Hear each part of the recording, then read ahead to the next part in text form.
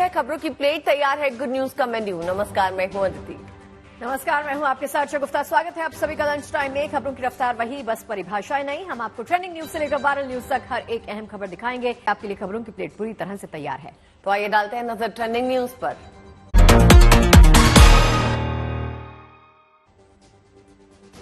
आज दिल्ली और यूपी में प्रधानमंत्री मोदी का मेगा प्रचार। दोपहर में यूपी और फिर शाम को द्वारका में होगी जनसभा। दिल्ली समेत पूरे उत्तर भारत में भीषण गर्मी का सितम। मौसम विभाग ने 5 राज्यों के लिए जारी किया है अलर्ट। भारत बना दुनिया का 5वां सबसे बड़ा शेयर बाजार। मार्केट कैपिटल पहुंचा $5 ट्रिलियन के पार।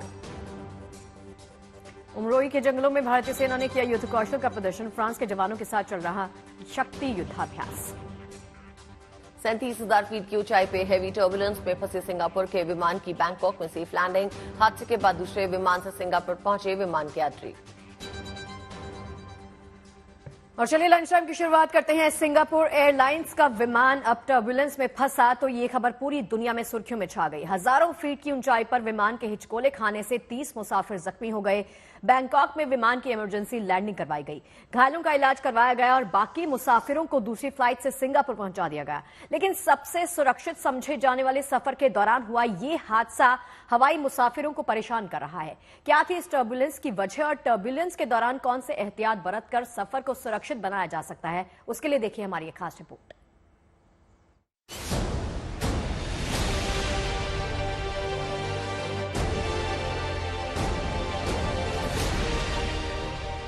सबसे सुरक्षित समझे जाने वाले हवाई सफर के दौरान अगर कुछ ऐसी तस्वीरें दिखें तो मुसाफिरों का फिक्रमंद होना लाजमी है।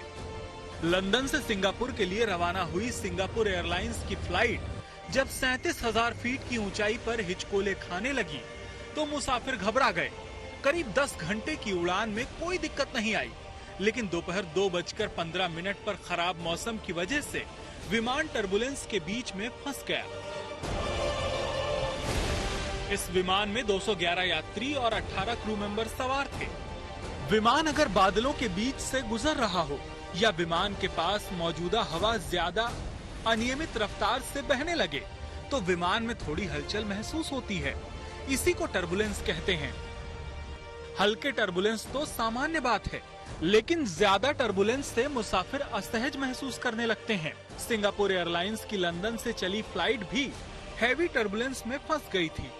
इस टर्बुलेंस की वजह से कुछ ही मिनटों में फ्लाइट तय ऊंचाई से कई हजार फीट नीचे उड़ान भरने लगी। अचानक नीचे आने से कई मुसाफिरों के सिर ऊपर बने बैगेज केबिन से टकरा गए।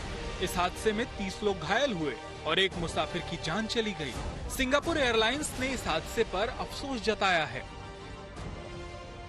I would like to express my deepest condolences to the family and loved ones of the deceased. We are very sorry for the traumatic experience that everyone on board SQ321 went through. Our priority is to render all possible assistance to our passengers and crew members. Singapore Airlines swiftly dispatched a team to Bangkok last night, and they have been helping our colleagues with the support on the ground. A relief flight with 143 of the SQ321 passengers and crew members who were able to travel landed in Singapore this morning. विमान के pilot ने फौरन medical emergency घोषित की और विमान को Bangkok की तरफ डाइवर्ट कर दिया गया। यहां सुवर्ण भूमि एयरपोर्ट पर इमरजेंसी लैंडिंग के बाद मुसाफिरों को मेडिकल सहायता देने के लिए एयरपोर्ट पर ही एक अस्थायी क्लिनिक बनाया गया। बाद में घायलों को अस्पताल पहुंचाया गया।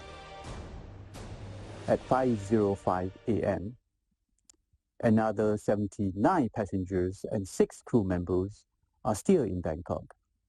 This includes the injured who are receiving medical treatment as well as their families and loved ones who were on the flight. Singapore Airlines will continue to extend all possible support to them.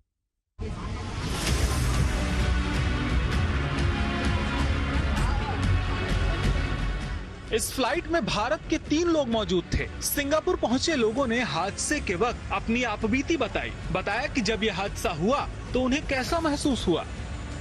like in my recollection of what happened, I was in my chair and I think I was resting at that point, but I was belted in, and you could start feeling that the airplane was entering some kind of turbulence. So the plane starts shaking, and at that point, like I just know that okay, well I'm just gonna like huddle in, but like it kept getting worse and worse and worse. हवाई सफर के दौरान बड़े turbulence अक्सर परेशानी का सबब बन जाते हैं, लेकिन अगर थोड़ी एहतियात बरती जाए तो इन टर्बुलेंस के बावजूद सफर को आसान बनाया जा सकता है।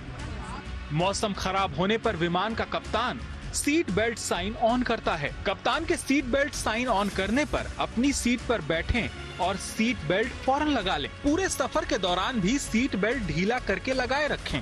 विमान उड़ने से पहले और उड़ान के दौरान क्रू मेंबर्स के निर्देशों को ध्यान से सुनें। टर्बुलेंस से घबराएं नहीं और विमान के कप्तान के निर्देशों का पालन करें। सिंगापुर एयरलाइंस के विमान में टर्बुलेंस के दौरान 211 मुसाफिरों में से 30 मुसाफिरों को चोट लगी। मुमकिन है कि जो मुसाफिर घायल हुए उन्होंने सीट बेल्ट ना लगा रखी हो। ये हादसा हवाई मुसाफिरों के लिए एक नसीहत है। अगर हवाई सफर के दौरान जरूरी एहतियात बरती जाए तो टर्बुलेंस के बावजूद सफर को आसानी से पूरा किया जा सकता है। Bureau report, good news today. Meghalaya के जंगल इन दिनों भारतीय सेना के पराक्रम का प्रमाण दे रहे हैं। उमरोई में फ्रांस की सेना के साथ शक्ति युद्धाभ्यास अब अपने अंतिम दौर में पहुंच गया है। इस अभ्यास में जंगल में मिलिट्री ऑपरेशन के साथ साथ मुश्किल हालात में जंगल की चुनौतियों से निपटने का हुनर भी तराशा जा रहा है।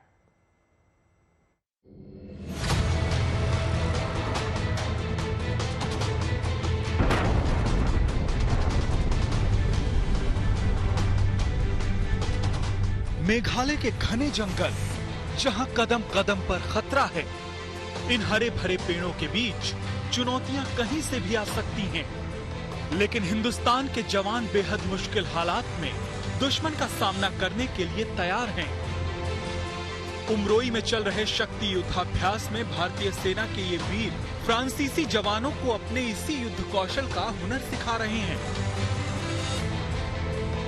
13 मई से उमरोई में शुरू हुआ शक्ति युद्धाभ्यास अब अपने अंतिम दौर में पहुंचने वाला है। युद्धाभ्यास के शुरुआती दौर में जवानों ने आतंकियों से निपटने का अभ्यास किया। अगर आतंकी किसी रिहायशी इलाके में छिपे हों, तो ये जवान बड़ी सावधानी से आतंकियों के करीब पहुंचकर उन्हें ढेर कर सकते हैं। ऐसे ऑपरेशन में किसी आम नागरिक को नुकसान न हो, इसका खास ख्याल रखा जाता है। लेकिन अगर ऑपरेशन जंगल में हो तो हालात बदल जाते हैं। यहाँ दुश्मन कहीं से भी घात लगाकर हमला कर सकता है। ऐसे में सेना के ये जवान जंगल में दुश्मनों को परास्त करने के लिए अलग रणनीति अपनाते हैं।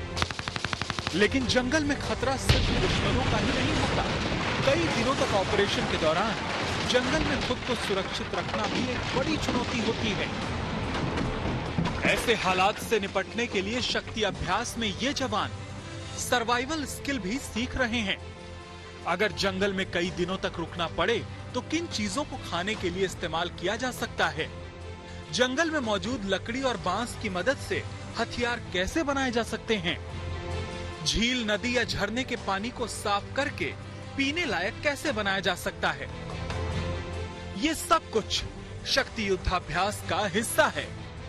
उमरोई में 26 मई तक चलने वाला ये युद्धाभ्यास शक्ति का 7वां संस्करण है।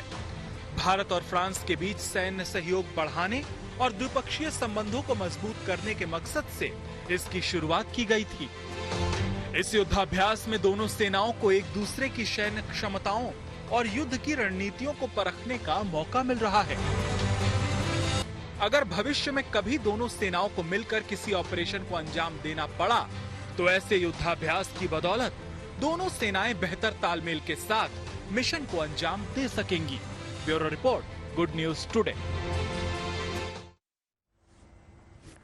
उत्तराखंड में सिखों के पवित्र तीर्थ स्थल हेमकुंड साहिब के कपाट 25 मई को खुल जाएंगे। ऐसे में जहां हेमकुंड गुरुद्वारा उसके आसपास के क्षेत्र में हिमखंडों का काट कर रास्ता तैयार किया जा रहा है, तो वहीं आज ऋषिकेश से पहला जत्था हेमकुंड साहिब के लिए रवाना हो रहा है। तो अगर आप भी हेमकुंड साहिब जाने की प्लानिंग कर रहे हैं, सोच रहे हैं, तो इससे यात्रा से जुड़ी अभी तक की सारी जानकारी आपको इस रिपोर्ट के जरिए मिल जाएगी।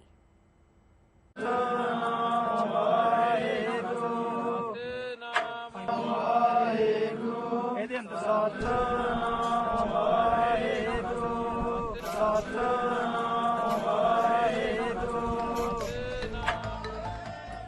तरफ उत्तराखंड में जहां चारधाम यात्रा का उद्घोष है, ऐसे में राज्य का एक और पवित्र स्थान श्रद्धालुओं की आवाजाही से गुलजार होने वाला है।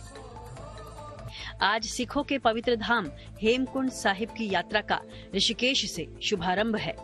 दूसरी तरफ बर्फ से ढके हेमकुंड साहिब क्षेत्र में यात्रा की तैयारियां अपने आखिरी दौर में हैं। तस्वीरों में सेना के जवान और हेमकुंड गुरुद्वारे से जुड़े लोग इन हिमखंडों की मोटी मोटी परतों को काटकर यात्रा मार्ग तैयार कर रहे हैं। हर साल गर्मियों तक आते आते बर्फ धीरे धीरे कम होती है, मगर इस समय तो हमेशा ही हेमकुंड का पूरा इलाका मानो बर्फ के आगोश में रहता है। ऐसे में इन जवानों और स्वयंसेवकों के सामने परंपरागत रास्ता बहाल करना किसी चुनौती से कम नहीं। कहीं ढलानदार जगहों पर से सीढ़ीनुमा रास्ता बनाना हो या फिर खाई किनारे मोटी बर्फ की परतों को हटाकर रास्ता तैयार करना हो, ये मुश्किल टास्क बेशक रास्ता तैयार करने की जिम्मेदारी उठा रहे लोग बड़ी शिद्दत, लगन और मेहनत के साथ करते रहे हैं। वहीं हेमकुंड साहिब ट्रस्ट ने यात्रा में प्रतिदिन 3500 यात्रियों के दर्शन की इजाजत दी है। हालांकि आने वाले समय में यात्रा की स्थिति और बर्फ पिघलने के बाद ही यात्री संख्या बढ़ाने पर विचार विमर्श होगा।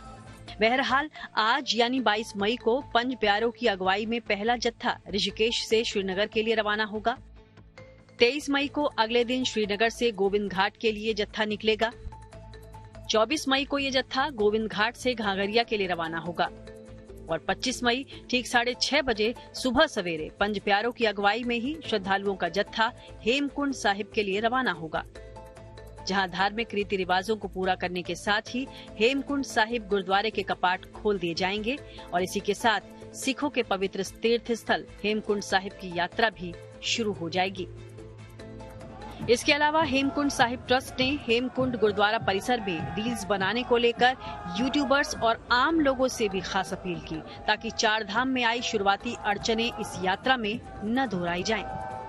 कि उत्तराखंड प्रशासन द्वारा सभी यूट्यूबर, ब्लॉगर जो भी श्री हेमकुंड साहिब जी के दर्शन करने आते हैं, इस साल सरकार ने एक प्रतिबंध लगा दिया है कि कोई भी गुरुद्वारा साहब के 50 मीटर के दायरे में, यानी कम से कम 150-200 फुट के दायरे में कोई भी अपना रील वगैरह और कोई यूट्यूब के माध्यम से कोई भी ऐसा कार्यक्रम नहीं करेंगे। सो आप सबसे निवेदन है कि जिसने भी कोई अपना ये रील बनानी है या कोई भी ये यूट्यूब का प्रोग्राम करना है, वो रास्ते में आप लोग कर सकते हैं, वो भी पॉजिटिव रहकर। अदरवाइज किसी भी गुरुद्वारे में 50 मीटर के दायरे में इस काम पे प्रतिबंध लगा दिया गया है। फिलहाल तो गुरुद्वारा श्री हेमकुंड साहिब में कपाट खुलने को लेकर गुरुद्वारे की टीम हेमकुंड साहिब में डेरा जमाए हुए है। इंतजार है 25 मई का, जब हेमकुंड साहिब के कपाट देश विदेश से आए श्रद्धालुओं के लिए खोल दिए जाएंगे। चमोली से कमल नयन सिलोड़ी के साथ bureau report, good news today.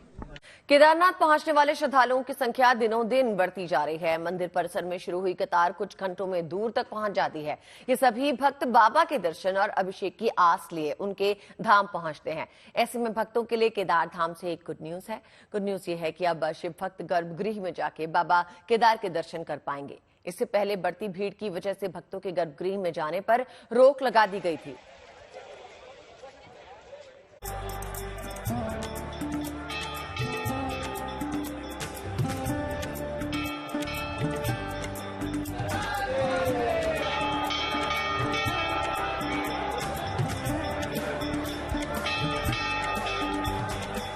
Uttarakhand में केदारनाथ धाम आने वाले आम तीर्थयात्री अब बाबा केदार मंदिर के गर्भगृह में जाकर दर्शन पूजन कर सकेंगे।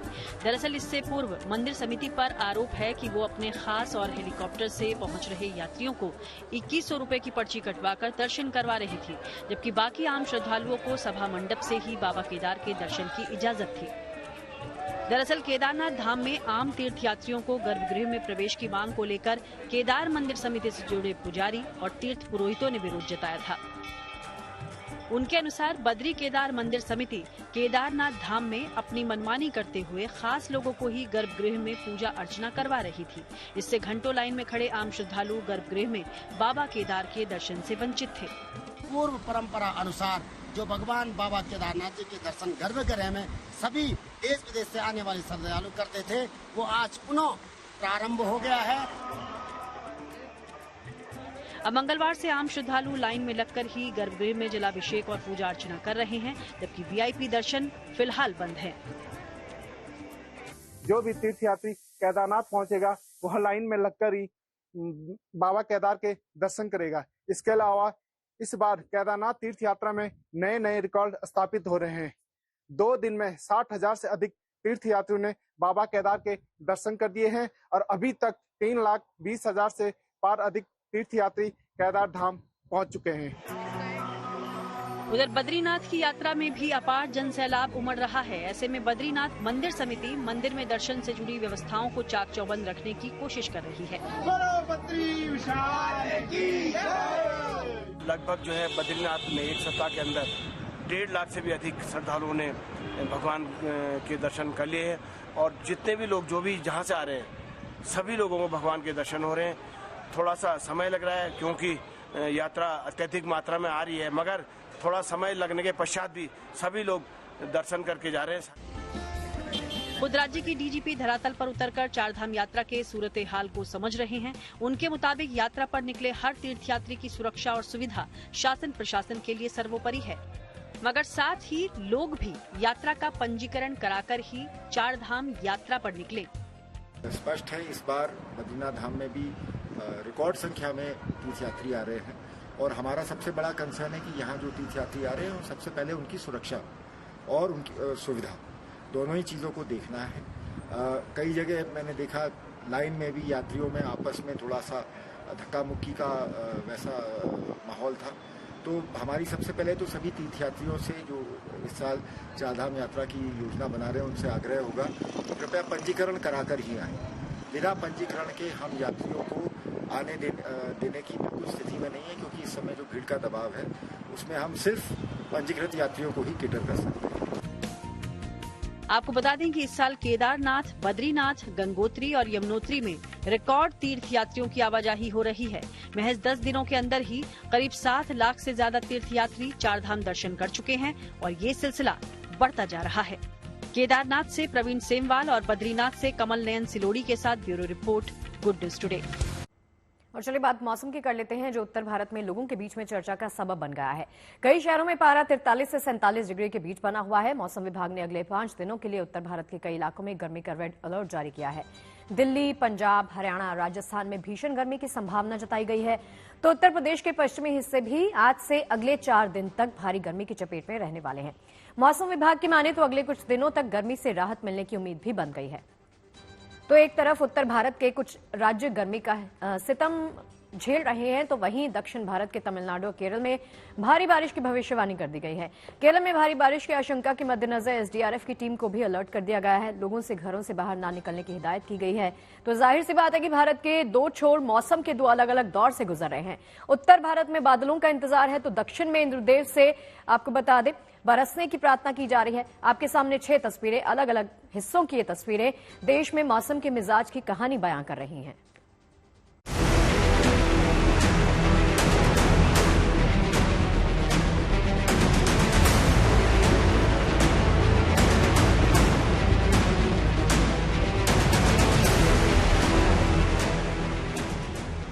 आसमान से बरस रही है आग।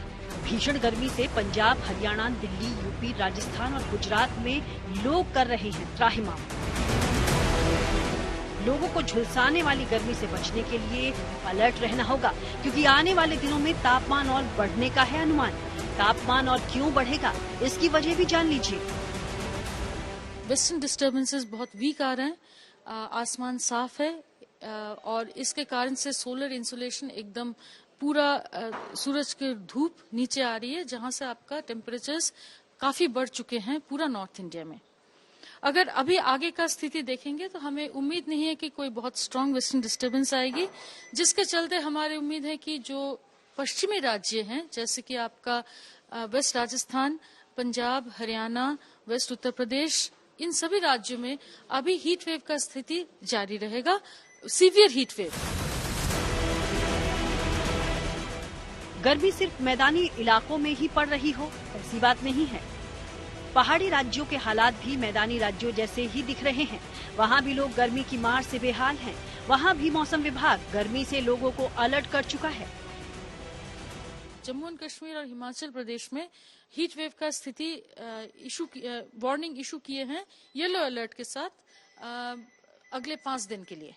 मगर जो हीट वेव का कोर रीजन अगर कहते हैं वो है वेस्ट राजस्थान, पंजाब, हरियाणा, वेस्ट उत्तर प्रदेश और सब सराउंडिंग रीजन आपका गुजरात, सौराष्ट्र कच्छ, ईस्ट राजस्थान, मध्य प्रदेश, ईस्ट उत्तर प्रदेश और बिहार। तापमान लगातार बढ़ रहा है और आने वाले दिनों में भी इसमें इजाफे के आसार हैं। एक्सपर्ट का मानना है कि तापमान का 40 डिग्री के पार जाना लोगों की बॉडी के लिए खतरनाक है। ऐसे में 47 डिग्री का तापमान कितना नुकसानदेह हो सकता है समझा जा सकता है। आपका जहां भी टेम्परेचर 40 डिग्री क्रॉस कर गया तो ह्यूमन बॉडी के लिए बहुत डेंजरस सिचुएशन हो जाती है। साथ में हमारे लू विंड्स भी बह रही है जो कि आपका 25 से 35 kmph विंड्स 45, 47, 48 डिग्रीज तक का जब विंड्स बह रही है तो आपका डिहाइड्रेशन के साथ साथ हीट स्ट्रोक, सनस्ट्रोक होने का पॉसिबिलिटी बहुत बढ़ जाती है। हमें यह भी ध्यान में रखना पड़ेगा कि इसमें इलेक्शन के रैलीज चल रहे हैं, स्पेशली जिन राज्यों में भी इलेक्शन होने वाले हैं जैसे आपका दिल्ली वगैरह में, तो इन सभी राज्यों में हमारा ये हीट वेव बहुत खतरनाक साबित हो सकता है। स्वास्थ्य विशेषज्ञों का कहना है कि गर्मी और लू से बचने के लिए शरीर को पूरी तरह ढककर बाहर निकला जाए। लू से प्रभावित व्यक्ति को छाया में लिटाकर सूती गीले कपड़े से पोंछें या नहलाएं। डॉक्टरों की सलाह है कि ज्यादा से ज्यादा पानी पिएं और ज्यादा जरूरी होने पर ही घर से निकलें। देखिए, लू से बचने का सिर्फ एक ही इलाज है कि आप लू में ना जाएं। अगर आप बाहर का आज का टेम्परेचर देखें तो 45 से 47 डिग्री के बीच में सभी जगहों का टेम्परेचर चल रहा है। चाहे अपन दिल्ली की बात करें, रोज अखबारों में देखते हैं नजफगढ़ में आज इतना हो गया, दिल्ली में आज इतना हो गया। तो 45 से ऊपर जब टेम्परेचर जाता है तो उस हीट वेव से बचने का सिर्फ एक ही तरीका है कि हम अपना मूवमेंट रेस्ट्रिक्ट करें। भीषण गर्मी से परेशान लोग बड़ी बेसब्री से मानसून की राह देख रहे हैं, लेकिन मानसून के केरल में दस्तक देने और फिर उत्तर भारत तक पहुंचने में अभी वक्त है। इस दौरान वेस्टर्न डिस्टर्बेंस के भी एक्टिव होने की उम्मीद कम ही है। ऐसे में हीट वेव से बचाव ही एक रास्ता है। दिल्ली से मनीषा लड्डा के साथ bureau report, good news today. और अब आपको दिखाते हैं गर्मी से जिंदगी की जंग की तस्वीरें। पंजाब, हरियाणा, चंडीगढ़ का क्या हाल है? स्वर्ण मंदिर में आने वाले श्रद्धालुओं के लिए किए गए क्या खास इंतजाम है? कहां जंगल में लगी आग को काबू में करने के लिए स्पेशल ट्रेन चली? चलिए जानते हैं।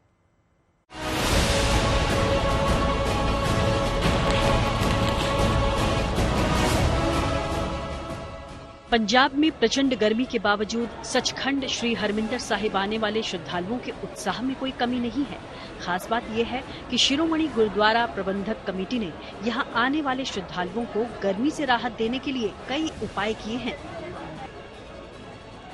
स्वर्ण मंदिर परिसर में लोगों के पैर न जलें, इसके लिए संगमरमर पर गीली मैट बिछाई गई है और इस पर पानी का छिड़काव लगातार किया जा रहा है। फर्श पर कुंड का पानी लगातार छिड़का जाता है ताकि ये भी ज्यादा गर्म ना हो। पूरे परिसर में कूलर और पंखों की भी संख्या बढ़ा दी गई है। इन सारे इंतजामों से श्रद्धालु बेहद खुश नजर आ रहे हैं। पंजाब, हरियाणा और चंडीगढ़ के लिए मौसम विभाग ने 5 दिन तक हीट वेव का रेड अलर्ट जारी किया है। पंजाब और हरियाणा के दक्षिणी हिस्से में हीट वेव का सबसे ज्यादा असर पड़ सकता है। मौसम विभाग के मुताबिक पंजाब के बठिंडा, फजिल्का, मानसा, संगरूर, अबोहर और हरियाणा के हिसार, सिरसा, महेंद्रगढ़ और गुरुग्राम में तापमान 47 डिग्री तक पहुंच सकता है। गर्मी से युद्ध की ये तस्वीरें हिमाचल प्रदेश से आई हैं। वर्ल्ड हेरिटेज कालका शिमला रेलवे ट्रैक कई जगहों पर आग से घिर गया, जिसके चलते टॉय ट्रेनों को कई स्टेशनों पर रोका गया। ट्रैक पर जलते हुए कई पेड़ आकर गिर गए, जिन्हें काट कर हटाया गया। जंगल की आग की वजह से ट्रेनों को टकसाल, कोटी, धर्मपुर और सनवारा स्टेशनों पर रोका गया। रेलवे ट्रैक से आग बुझाने के बाद ही इन ट्रेनों को रवाना किया गया। सोलन से राजेश शर्मा, चंडीगढ़ से अमन भारद्वाज और अमृतसर से अमित शर्मा के साथ bureau report, good news today. देखिए, गुजरात और राजस्थान में इन दिनों सूरज अपने तेवर दिखा रहा है। ऐसे में गुजरात से तमाम लोग माउंट आबू का रुख कर रहे हैं। राजस्थान का ये हिल स्टेशन इन दिनों सैलानियों के साथ गुलजार है। गुजरात सीमा के करीब होने की वजह से यहां आने वाले सैलानियों में बड़ी संख्या गुजराती लोगों की है।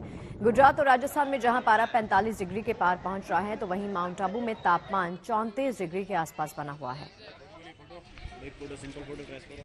एक तरफ उत्तर भारत में जहां 47 डिग्री के टॉर्चर से लोगों का जीना मुहाल है, वहीं दक्षिण भारत के कई राज्यों में भारी बारिश हो रही है। केरल के कई इलाकों में आज भारी बारिश का अलर्ट है।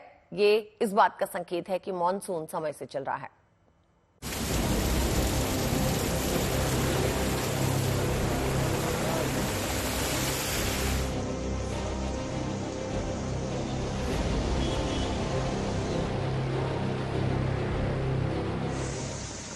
दक्षिण पश्चिम मानसून भारत की सीमा में प्रवेश करता हुआ 31 मई के आसपास केरल की सीमा से टकरा सकता है, लेकिन इससे पहले ही केरल और तमिलनाडु में अच्छी बारिश का सिलसिला शुरू हो चुका है।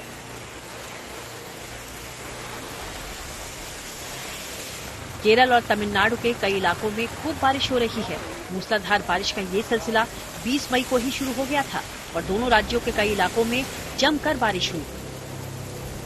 मौसम विभाग ने आज केरल के कई इलाकों के लिए भारी बारिश का ऑरेंज अलर्ट जारी किया है।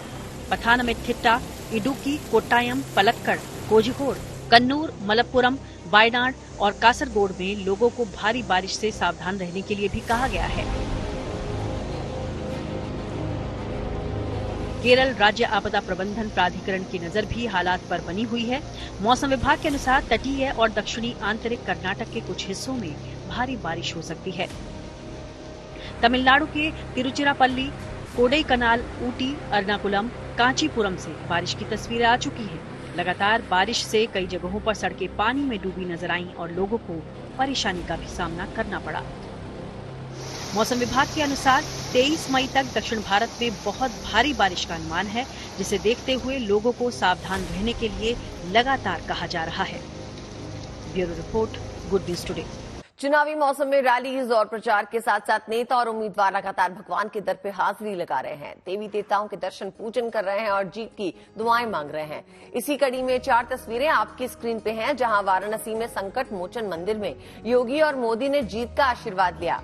वहीं सीएम योगी आदित्यनाथ ने काल भैरव मंदिर और काशी विश्वनाथ मंदिर में पूजा अर्चना की। कांग्रेस नेता प्रियंका गांधी के पति बिजनेसमैन रॉबर्ट वाड्रा के दिल्ली में हनुमान मंदिर में दर्शन करते हुए उन्हें देखा गया। वहीं तिरुपति में तेलंगाना के सीएम रेवंत रेड्डी परिवार सहित बालाजी के दर्शन करते हुए दिखाई दिए। और चलिए, इसी के साथ पहुंच गए हैं लंच टाइम के अंतिम पड़ाव पर, जहां पर आपको दिखाएंगे आज का विचार। अरस्तु ने कहा है कि बिना साहस के आप इस दुनिया में कोई काम नहीं कर सकते। साहसी दिमाग की महानतम विशेषता है।